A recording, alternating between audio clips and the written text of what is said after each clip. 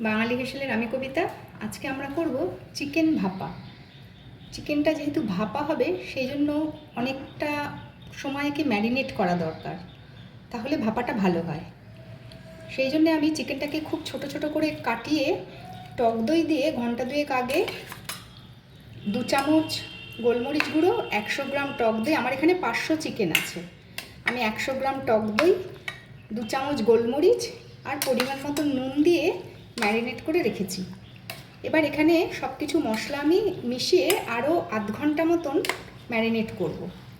সব মশলা বলতে কি, এখানে আমি নিয়েছি 2টো মাঝারি সাইজের পেঁয়াজ, কিছুটা কুচিয়ে নিয়েছি আর কিছুটা বেটে দিয়েছি, 1 চা চামচ রসুন বাটা, 4টে কাঁচা লঙ্কা চিড়ে নিয়েছি।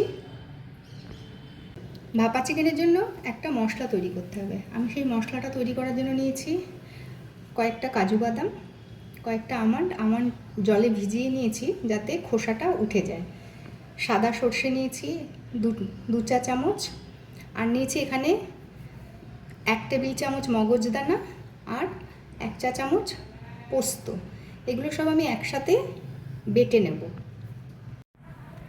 মশলাটা বেটে নেওয়া হয়েছে, চিকেনের মধ্যে সব কিছু দিয়ে এবার আরও আধ ঘন্টা ম্যারিনেট করব। দিচ্ছি আমি এখানে 1 চা চামচ আদা বাটা, দিলাম 1.5 চা চামচ মতন। বাদামের মশলাটা দিয়ে দিচ্ছি,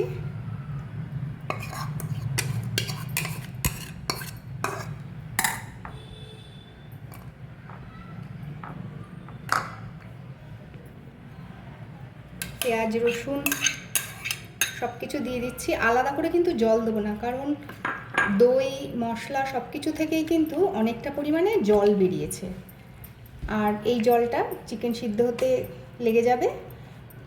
চিকেনে আর বেশি এখানে আমি জল দেব না।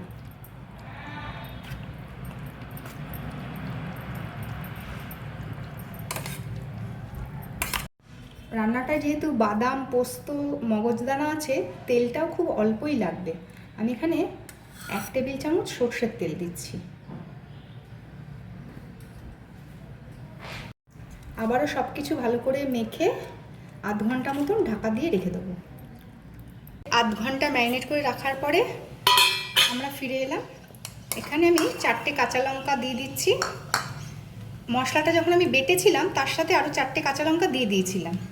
আর দিয়ে দিচ্ছি একটু ফ্লেভারের জন্যে কারি পাতা। কারি পাতাটা যদি না হয় নাও দেওয়া যেতে পারে, কোনো অসুবিধা নেই, দিলে ভালো একটা সুন্দর গন্ধ হয়।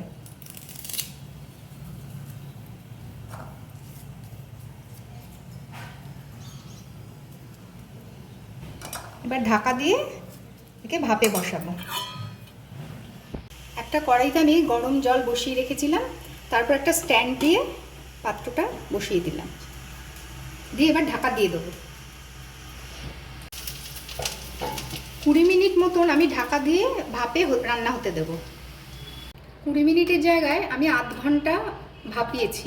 এবার ঢাকনাটা খুলছি, যেহেতু চিকেন সেই জন্য একটু বেশিক্ষণ ভাপিয়েছি।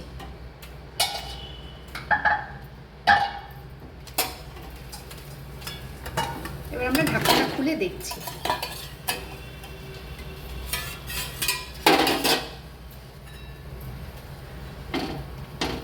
সব কিছু কিন্তু সুন্দর সিদ্ধ হয়ে গেছে। চিকেনটাও কিন্তু এই আমি দেখাচ্ছি খুব সুন্দর নরম হয়ে গেছে, সিদ্ধ হয়ে গেছে। আমি আরও 5 মিনিট মতন এই গরম জলে ঢাকা দিয়ে রেখে দেবো। তারপরে সার্ভের জন্যে সার্ভিসিং বলে তুলব।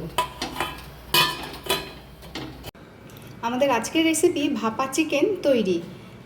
সাদা ভাত, ফ্রায়েড রাইস, রুটি, পরোটা সব কিছুর সাথেই খেতে খুব সুন্দর হয়।